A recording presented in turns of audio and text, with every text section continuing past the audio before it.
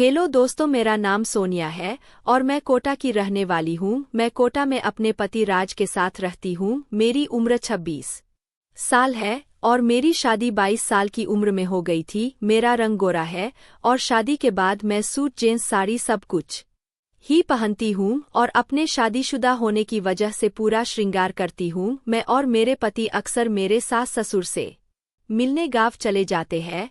यह बात उस समय की है जब सर्दी के महीने में अपने पति के साथ मैं अपने ससुराल गई थी। हमारे गांव का घर बहुत पुराना और बहुत बड़ा भी था।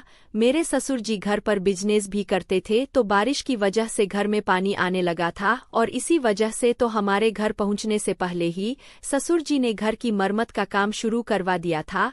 मैं अपने पति के साथ गांव में पहुंची और उस दिन को सारे मजदूर छुट्टी पर थे और जो पापा के साथ बिजनेस करते थे वह भी कोई काम पर नहीं आया। पर हमारे गांव पहुंचते ही अगले दिन की सुबह एक बुरी दुर्घटना हो गई। मेरे ससुर जी के साथ काम करने वाले का देहांत हो गया, जो बगल के शहर में रहते थे, तो उन्हें मेरी सासू माँ के साथ वहां जाना था। मेरे पति भी काफी जिद करने लगे कि वह अंकल जी को बहुत पसंद करते थे और उन्हें भी साथ जाना है, पर घर में किसी का रहना जरूरी है क्योंकि आज माल पैक होना था। इसी वजह से मजदूर आने वाले थे और माल पैक करवाना भी बहुत जरूरी था। तो सब ने ऐसा तय किया कि मैं घर पर रुक जाऊंगी और मेरे ससुर सासुमाँ और पति अंकल जी के अंतिम यात्रा में दूसरे शहर जाएंगे। वह सब लोग सुबह सुबह उस शहर के लिए रवाना हो गए और मुझे बोला कि मजदूरों पर नजर रखना, वह खुद ही आकर अपना काम कर लेंगे। वह ऊपर चढ़ने के लिए पीछे वाली सीढ़ियां इस्तेमाल करते हैं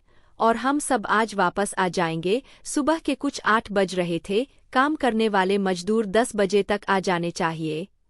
तो मैंने सोचा क्यों न नहाने चली जाऊं और इतना सोचकर मैं नहाने के लिए बाथरूम में चली गई। जब मैं नहा ही रही थी तब मुझे मजदूरों की आवाज सुनाई देने लगी। उन्होंने पिछले दरवाजे की सीढ़ी से ऊपर जाकर अपना काम शुरू कर दिया था। घर का बाथरूम कमरों से अलग बना हुआ था, जैसे कि पुराने घरों में होता है, पर मैं अपनी साड़ी लाना भूल गई थी। मैंने सोचा था कि मैं घर में अकेली ही हूँ तो अंदर जाकर चेंज कर लूंगी, पर अब तो मजदूर भी आ गए। फिर मैं जो कपड़े लेकर गई थी उनको पहना और टॉवल से अपना बदन थोड़ा ढका और मैं बाथरूम से निकलकर कमरे की तरफ जाने लगी। ऊपर के माले से बाथरूम तक का रास्ता साफ दिखाई देता है और उस वक्त मेरा बदन गीला था। गीला होने की वजह से मेरे शरीर का पूरा साइज भी दिखाई दे रहा था। मैंने ऊपर की तरफ नजर फिरा तो देखा कि कुछ मजदूर मुझे अलग ही नजर से घूर रहे। वह लोग मुझे देखकर मुस्कुरा रहे थे। मैं जल्दी से अंदर चली गई और दरवाजा बंद कर लिया। फिर मैंने साड़ी पहनी और मैं किचन में जाकर काम करने लगी। मुझे उनकी आवाजें साफ सुनाई दे रही थी। वह मजदूर आपस में बात कर रहे थे कि यह औरत कौन है और यह इतनी खूबसूरत और इस बूढ़ा के घर क्या कर रही है। तो दूसरा बोला यह उसकी बहू होगी, शहर की रहने वाली है, देखा नहीं उसका गोरा रंग, गाँव की धूप में तो ऐसा गोरा शरीर काला पड़ जाए। इस बात पर मुझे उन सब की हंसी की आवाज सुनाई दी। फिर एक मजदूर बोला लगता है आज घर पर कोई नहीं है, सिर्फ बहुरानी है, देखी नहीं क्या उसकी मटकती चाल। तो दूसरा बोला धीरे बोल, उसे यह सब सुनाई दे रहा होगा। मैं यह बात सुनकर घबरा गई, पर मेरे शरीर में एक हल्का सा करंट जाग उठा। मैंने सोचा कि यह सब मजदूर ऐसे ही होते हैं, कोई तरीका नहीं, मैं इनकी बातों पर ध्यान ही क्या दे रही हूँ। फिर मुझे कुछ ज्यादा आवाज नहीं आई, सब अपने अपने काम में लग गए। फिर मैं थोड़ी समय मैंने देखा कि सब मजदूर कहीं चले गए और फिर कुछ समय बाद वापस आए।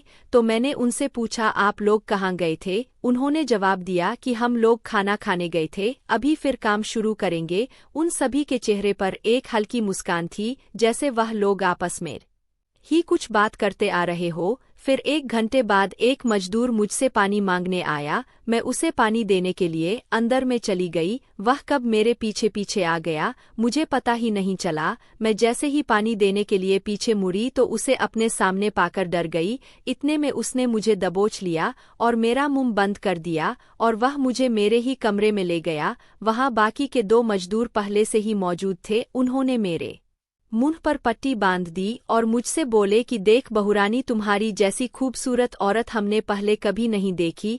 हम गांव में पता लगाकर आए हैं तेरे घर वाले रात तक वापस नहीं आने वाले, तब तक तू हमारी अमानत है। यह बोलते ही उन्होंने मुझे मेरे ही बिस्तर पर लिटा दिया और एक मजदूर ने मेरे दोनों हाथ कस के पकड़ लिए और उनको बांध दिया।